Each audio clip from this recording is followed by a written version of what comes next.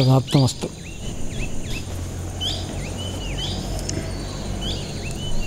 ഈ കാലഘട്ടങ്ങളിൽ ധർമ്മസൂയ മഹായാഗത്തിൻ്റെ ആവശ്യം എത്രയോ കാലഘട്ടങ്ങളായി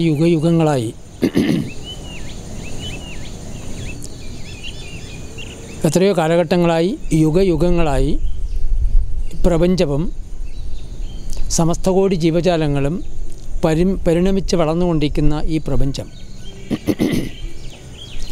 അനവധി ജീവജാലങ്ങളുള്ള ഈ പ്രപഞ്ചത്തിൽ മനുഷ്യൻ ഏറ്റവും ശ്രേഷ്ഠനാണ് എന്ന്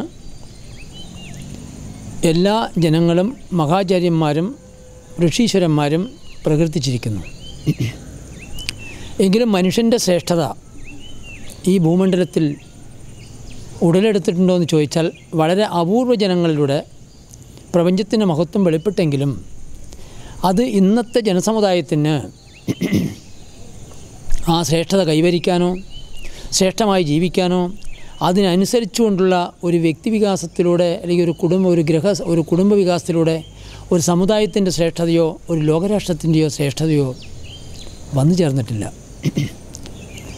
അത് ഇനിയുള്ള കാലത്ത് വരേണ്ട കാലഘട്ടങ്ങൾ, എത്രയോ യുഗങ്ങൾ കടന്നു വന്നു പരിണമിച്ച് വളർന്ന് ഒരു ഘട്ടത്തിൽ എത്തിച്ചേർന്നു ഈ പ്രപഞ്ചം.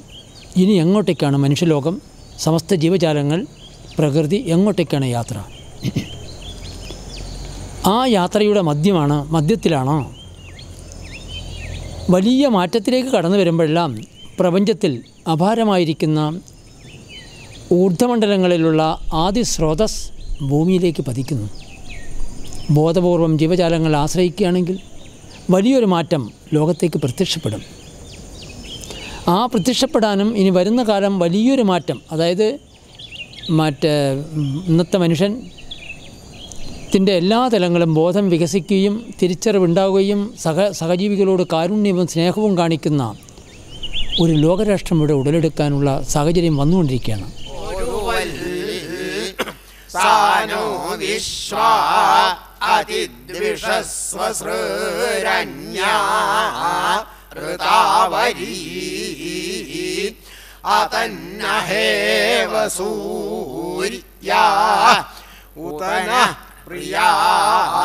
പ്രിയാസു സപ്തസ്വസാസു ജുഷ്ടാ സരസ്വതീ സ്തോമ്യാ ഭൂൽ ആപപൃഷീപാർത്ഥിവാന്യുരുരജോ അന്തരീക്ഷം. ഈ പ്രപഞ്ചം വാസ്തവത്തിൽ ഈശ്വരനാൽ നിയോഗിക്കപ്പെട്ടത് ഒരു സ്വർഗ്ഗപ്രപഞ്ചം തന്നെയാണ്. എങ്കിലും മനുഷ്യൻ അവൻ്റെ ധാർമ്മികമായിട്ടുള്ള ജീവിതചര്യ ഇല്ലാത്തതുകൊണ്ട് മലിനപ്പെട്ട് ധാർമ്മിക മൂല്യങ്ങൾ ക്ഷയിച്ച് ഇന്ന് മനുഷ്യൻ വഴി മാറിക്കൊണ്ടുപോകുന്ന കാലഘട്ടം. ഈ കാലഘട്ടങ്ങളിൽ നമുക്ക് ഈ സമുദായത്തിനെ രക്ഷിക്കാൻ, അല്ലെങ്കിൽ മനുഷ്യലോകത്തെ രക്ഷിക്കാൻ, ജീവജാലങ്ങളെ രക്ഷിക്കാൻ, അവൻ്റെ ബോധം വികസിക്കാൻ എന്താണ് മാർഗം? ഇപ്പോൾ ഉന്നതന്മാരായ സമൂഹത്തിന് വേണ്ടി ത്യാഗം ചെയ്യുന്ന ജനത ചിന്തിക്കേണ്ടിയിരിക്കുന്നു. ഇതിനുള്ള മാർഗം എന്ത്? ഒരു മനുഷ്യൻ്റെ ചിന്ത പൂർവാർജിത സംസ്കാരങ്ങളുടെ അറിവ് വെച്ചിട്ട് ചിന്തിക്കുകയാണ്. വാസ്തവത്തിൽ പൂർവാർജിത സംസ്കാരങ്ങളിൽ നിന്നിട്ട് അപ്രത്യക്ഷം കടന്ന് ഇന്ദ്രിയാതീതമായ ജ്ഞാനത്തെ ഉൾക്കൊണ്ടവർ മാത്രമേ ഈ കാലത്തിൻ്റെ ഗതിയെ കണ്ടറിഞ്ഞ് അതാത് കാലഘട്ടങ്ങൾക്ക് വേണ്ട സാമൂഹ്യ നീതികളും രാഷ്ട്രനീതികളും നടപ്പിലാക്കാൻ സാധ്യമാകും. എങ്കിലും ഇതുവരെ അത് സംഭവിച്ചിട്ടില്ല. ഇനി വരുന്ന കാലം സംഭവിക്കേണ്ട കാലഘട്ടങ്ങളാണ്. ഈ സമയത്ത് ഇന്ന് വരെ വന്നിരിക്കുന്ന നമ്മുടെ ധാർമ്മിക മൂല്യങ്ങളിൽ നിന്നിട്ട് വന്ന ക്ഷതങ്ങളെ നമ്മൾ മോചിപ്പിച്ച് ശരിയായ ദിശാബോധത്തിലൂടെ വളരണമെന്നുണ്ടെങ്കിൽ വൈദിക ഋഷികളായ പൂർവ്വ ഋഷികൾ നമുക്ക് ലോകത്തിലേക്ക് മാറ്റത്തിന് വേണ്ടിയുള്ള വേദങ്ങൾ അനുശാസിക്കുന്ന ജീവിത ദർശനങ്ങൾ ഈ കാലഘട്ടങ്ങളിൽ ആവശ്യമാണ്. അതിന് ഇതുപോലൊരു സന്ദർഭങ്ങളിൽ മഹായാഗങ്ങൾ നടത്തി ജനങ്ങളെ മുഴുവനും അതിൽ സമ്മേളിപ്പിച്ചുകൊണ്ട് ലോകത്തിൽ ഇനി വരുന്ന മാറ്റത്തിന് ശുഭകാംക്ഷയും ശുഭപ്രതീക്ഷയോടുകൂടി കാത്തിരിക്കുകയും വൈദിക മന്ത്രങ്ങൾ കൊണ്ട് യജ്ഞം നടത്തുകയും ചെയ്യുമ്പോൾ ആ വേദമന്ത്രങ്ങളുടെ അലകൾ സമൂഹത്തിലുടനീളം വ്യാപിച്ച് മനുഷ്യരിൽ മങ്ങലേറ്റിരിക്കുന്ന ഈ ബോധത്തെ വികസിപ്പിക്കാൻ അത് വളരെ സഹായകമാകും. എങ്കിലും അതിനുള്ള കാലം വന്നതുകൊണ്ട് ഋഷികളുടെ പ്രചോദനങ്ങൾ കാലത്തിൻ്റെ ഇച്ഛയും കണ്ടറിഞ്ഞതിനാൽ ഈ കാലഘട്ടങ്ങളിൽ ധർമ്മസൂയ മഹായാഗം ആവശ്യമായി വന്നിരിക്കുന്നു. യാഗങ്ങൾ പലപ്പോഴും നാട്ടിൽ നടപ്പിലുണ്ട്. എങ്കിലും ഇനി എല്ലാ ജനങ്ങളെയും, എല്ലാ രാഷ്ട്രത്തിലുള്ള സമൂഹത്തിൻ്റെ പ്രതിനിധികളെയും, സമൂഹത്തിൽ നാട്ടിനു വേണ്ടി ചിന്തിക്കുന്ന പ്രതിനിധികളെയും സമ്മേളിപ്പിച്ചുകൊണ്ട് എല്ലാവരുടെ മനസ്സും ഒരേ ചിന്ത, ഒരേ ചിന്തയും ഒരേ മനസ്സും ലോകത്തിൽ ഇന്നത് വരണം എന്നുള്ള ഒരേ പ്രതീക്ഷയും സംഭവിക്കുകയാണെങ്കിൽ യജ്ഞത്തിൽ വരുന്ന ഊർജം കൊണ്ട് ഈ ഇച്ഛാസങ്കല്പങ്ങൾ സമസ്ത കോടി പ്രപഞ്ചത്തിലേക്കും കടന്നു വന്ന് ഇന്നത്തെ വൈകല്യങ്ങളെ പരിവർത്തനം വരുത്തി ധാർമ്മിക മൂല്യങ്ങളെ തുറന്ന് ശ്രേഷ്ഠമായ ഒരു രാജ്യം ഇവിടെ ഉടലെടുക്കും. വാസ്തവത്തിൽ സൃഷ്ടാവ് കൽപ്പിക്കപ്പെട്ടിരിക്കുന്ന മനുഷ്യനെ കൊണ്ട് സ്വർഗ്ഗരാജ്യമാണ് ഇവിടെ ഉദ്ദേശിക്കുന്നത്. എല്ലാ മനുഷ്യന്മാരും ഏക മനസ്സോടുകൂടി പ്രപഞ്ച മാധുര്യങ്ങളെ ആസ്വദിക്കുകയും അനുഭവിക്കുകയും സന്തോഷിക്കുകയും ചെയ്യേണ്ട മനുഷ്യൻ എവിടെയോ വഴിമാറിക്കൊണ്ടുപോയിരിക്കുന്നു. ഇന്നത്തെ കാലഘട്ടങ്ങളിൽ അനവധി പുരോഗമനങ്ങൾ നാട്ടിൽ വന്നു. എത്രയോ പുരോഗമിച്ചു.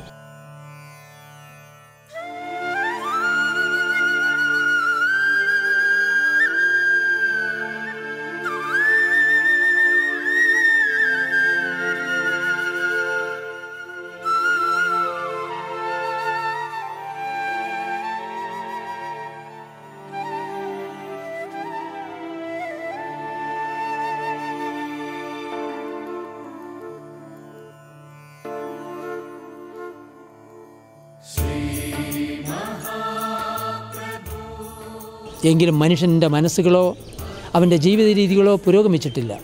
അപ്പോൾ മനുഷ്യൻ പുരോഗമിക്കേണ്ട അറിവ് വികസിപ്പിക്കാനുള്ളതായിരിക്കുന്ന അന്നത്തെ സോഴ്സസ് എന്താണ്? വാസ്തവത്തിൽ അതിനിതാ മഹാചാര്യന്മാരായ ഋഷികൾ യജ്ഞങ്ങളിലൂടെയും വേദമന്ത്രങ്ങളിലൂടെയും വേദധർമ്മ ജീവിതത്തിലൂടെയും അത് ഇന്ന രാജ്യം ഇന്ന രാജ്യത്തല്ല എന്നല്ല, എല്ലാ മനുഷ്യരാശിക്കും ഇനി കടന്നു വരേണ്ട കാലഘട്ടങ്ങളാണ്. അത് ബോധപൂർവം ആശ്രയിക്കുകയാണെങ്കിൽ തീർച്ചയായിട്ടും നമ്മുടെ നാട്ടിന് ശ്രേയസ് വരും എന്നുള്ളത് ഉറപ്പ് തന്നെയാണ്. അതിന് ഈ കാലദേശങ്ങൾക്കനുസരിച്ചിട്ടുള്ള യജ്ഞവിധികൾ സംയോജിപ്പിച്ചുകൊണ്ട് ഈ യജ്ഞം നടത്താൻ തയ്യാറായിരിക്കുന്നു. എന്തുകൊണ്ട് തഥാതൻ തയ്യാറായിരിക്കുന്നു? ഇന്ദ്രിയാതീതമായിട്ടുള്ള ജീവിത രീതിയിൽ കടന്നു വരുന്ന തഥാതൻ കാലത്തിൻ്റെ വെളിപാടുകളും ഋഷികളുടെ പ്രചോദനങ്ങളും കടന്നു വരുന്നു. ഇന്നത്തെ കാലദേശങ്ങളെ കണ്ടറിഞ്ഞ് അതിനെ ക്രമീകരിച്ചിട്ട് യജ്ഞം നടത്തി നാട്ടിനെയും ലോകത്തെയും ജീവജാലങ്ങളെയും മനുഷ്യരാശിയെയും രാഷ്ട്രത്തെയും രക്ഷിക്കുക എന്നുള്ള ഒരൊറ്റ ലക്ഷ്യം വെച്ചിട്ടാണ് ഈ യാഗം നടത്താൻ പോകുന്നത്. നിങ്ങളെല്ലാവരും അതിൽ സഹകരിച്ചും സംബന്ധിച്ചും ഈ മഹിമകളെ ഉൾക്കൊള്ളേണ്ട ആവശ്യമുണ്ട്. അതുകൊണ്ട് നിങ്ങളെല്ലാവരും ഇതിൽ പങ്കെടുക്കണമെന്ന് ഞാൻ അഭ്യർത്ഥിക്കുകയാണ്.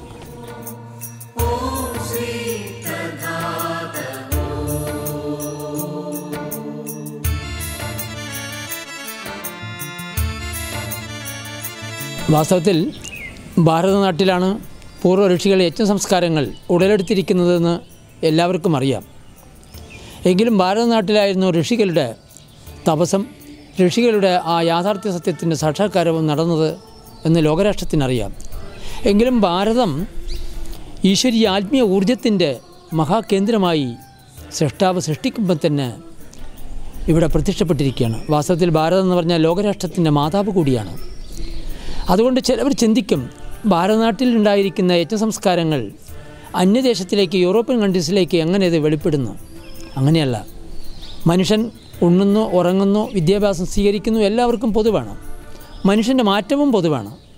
അതുകൊണ്ട് വേദധർമ്മങ്ങളിലൂടെ ജീവിക്കേണ്ടത് അതാത് കാലദേശങ്ങൾക്കനുസരിച്ച് ക്രമീകരിച്ചിട്ടുള്ള ജീവിത രീതിയും ആവശ്യമാണ്. അതുകൊണ്ട് ഇനി ലോകത്തിലേക്ക് മാറ്റം വരുമ്പോൾ ഇന്ത്യ എന്നോ അല്ലെങ്കിൽ യൂറോപ്യൻ കൺട്രീസ് എന്നോ അങ്ങനെ വേർപാടേയില്ല. മനുഷ്യലോകം, ആ മനുഷ്യലോകത്തിൻ്റെ മാറ്റത്തിനാണ് ആ യജ്ഞത്തിൻ്റെ എല്ലാ രാഷ്ട്രത്തിലുള്ള ഉന്നതന്മാരും സമൂഹ ജനങ്ങളും ഒന്നിച്ചേർന്ന് ഒരേ കൂട്ടായ്മയും ഒരേ സങ്കല്പങ്ങളും ഒരേ മന്ത്രധ്വനികളിലൂടെ നമ്മുടെ ഇച്ഛാസങ്കല്പങ്ങൾ ലോകത്ത് അന്തരീക്ഷത്തിൽ പ്രകടമായാൽ അന്തരീക്ഷത്തിൽ നിന്ന് എല്ലാ ജീവജാലങ്ങളേക്കും പ്രസരിക്കാൻ അത് സഹായകമാകും. അതുകൊണ്ട് തീർച്ചയായിട്ടും ഇവിടെ വേർപാടിൻ്റെ കാര്യമേ ഇല്ല.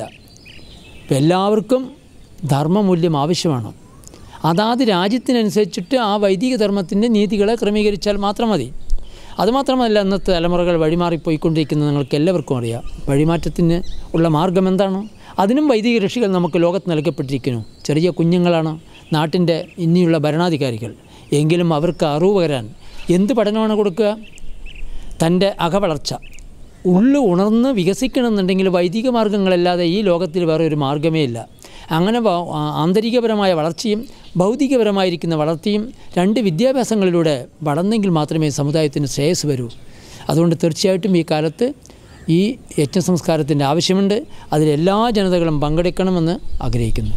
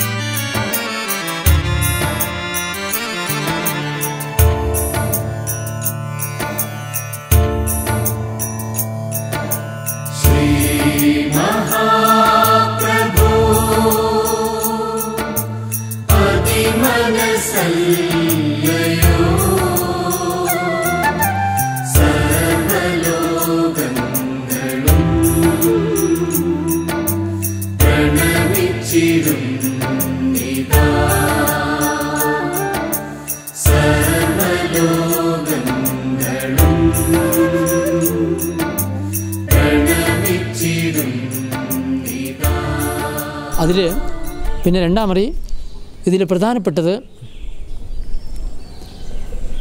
മാധവൻ നായരാണ് ഇതിൻ്റെ ചെയർമാൻ. മാധവൻ നായർ സയൻറ്റിസ്റ്റാണ്. എങ്കിലും ഈ കാലത്ത് സയൻസ് ഉലകമാണ് ലോകത്തിലേക്ക് എല്ലാവർക്കും അറിയുന്ന കാര്യങ്ങൾ. എങ്കിലും സയൻസിലൂടെ നമുക്ക് ധാരാളം മനസ്സിലാക്കാനുണ്ട്.